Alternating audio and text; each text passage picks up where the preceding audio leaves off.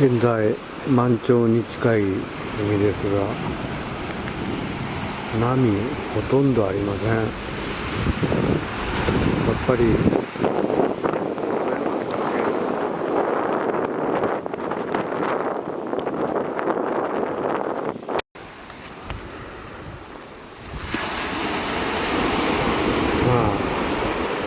これは昨日と比べたら全然波ありません。雨もそんなには降ってないんですが、風は結構あるみたいです。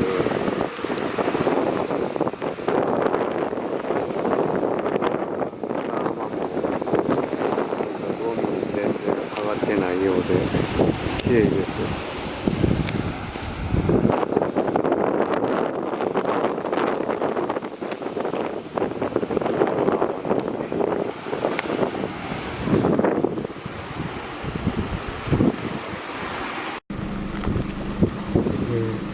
風で倒れたのか、街灯が折れております。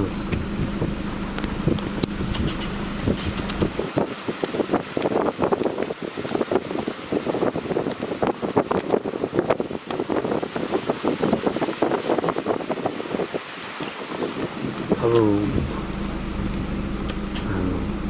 年数経つんで腐っていたんでしょうね。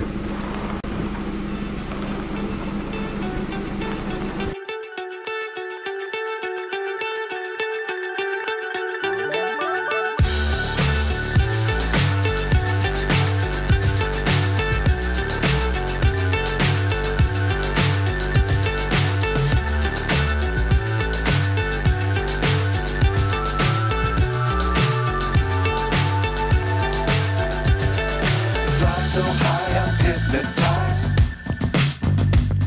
What's up is down, what's left is right.